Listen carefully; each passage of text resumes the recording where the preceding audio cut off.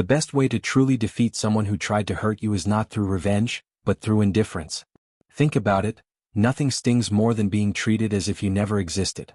The person who hurt you expects you to react with anger, sadness, or despair, but ignoring them with calmness and self-control is far more powerful.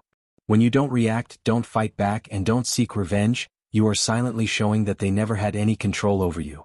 Moving on with your life as if nothing happened is the greatest response. No arguments, no drama, no attention given to them.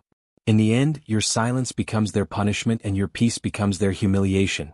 The Stoic philosophers understood this over 2,000 years ago, and now modern psychology agrees. The person who controls their reaction holds the real power. As Epictetus said, it's not what happens to you but how you respond to it that truly matters. The truth is, nothing crushes the ego of someone who tried to hurt you more than your indifference. They expect to see you broken, but instead you become untouchable, not through revenge but through self-mastery. The greatest response is not to strike back, but to show that their attack never even reached you. Indifference is more powerful than 1,000 words. They want your reaction, your anger, your suffering, your revenge, but when you choose silence instead, you send a message louder than any insult. You are not worth my energy.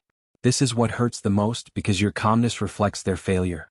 The truth is, people who hurt you want to feel important. They want to know they had an impact. By refusing to give them that satisfaction, you deliver the real punishment. Moving forward without explanations, without demanding justice, creates a void that they cannot fill. They want it to be the cause of your pain, but all they receive is silence, and that silence is heavier than any angry response. Your absence itself becomes a weapon. Imagine being betrayed, disrespected, or humiliated, and instead of fighting back, you simply walk away without leaving a trace. The one who wanted conflict finds nothing but emptiness, and in that emptiness their desperation grows. As Marcus Aurelius said, the best revenge is to be unlike your enemy. You don't need to prove anything. Your peace is your power. Your absence is the punishment. The greatest way to humiliate someone who tried to hurt you is by succeeding. They expected you to fall apart, but instead you grow, evolve, and smile. While they imagined you were destroyed, you quietly build the best version of yourself. Every victory you achieve becomes proof that they failed, and nothing hurts an ego more than watching, helpless, the happiness of the person they wanted to break. Another powerful weapon is contempt. Anger still connects you to the person, and even hate is a form of attention. But contempt is complete erasure, treating them as if they never existed. This destroys them because a manipulator doesn't want to be hated, they want to be remembered. By giving them nothing but silence, you offer them the one thing they fear most, being forgotten.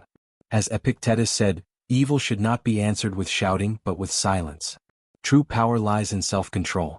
A manipulator wants to see you lose control, to react, to beg, or to explain yourself. But when you respond with calmness, elegance, and composure, the power shifts.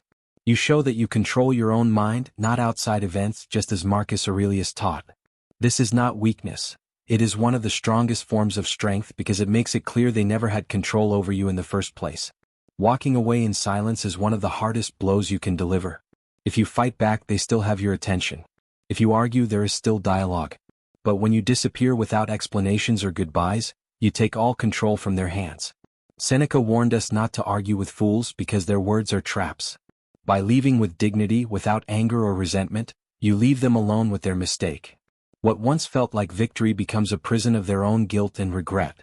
At first, they may laugh at your silence, believing they've won. But time works against them. Days pass, and when you don't react, don't mention them, and don't return, their confidence turns into doubt, their doubt into guilt, and guilt into regret that cannot be undone. As Marcus Aurelius said, time is like a river. If you wait long enough, you will see the body of your enemy float by. You don't have to do anything. Your silence plants the seed, and time delivers the harvest. The final truth is this: don't seek revenge, don't chase the one who hurt you. The real victory is to move forward with peace and dignity. They expected chaos, but what they will face is worse: the realization that they never truly mattered. A strong person doesn't shout, they simply stop looking back. And in that silence, the one who tried to harm you crumbles into nothing.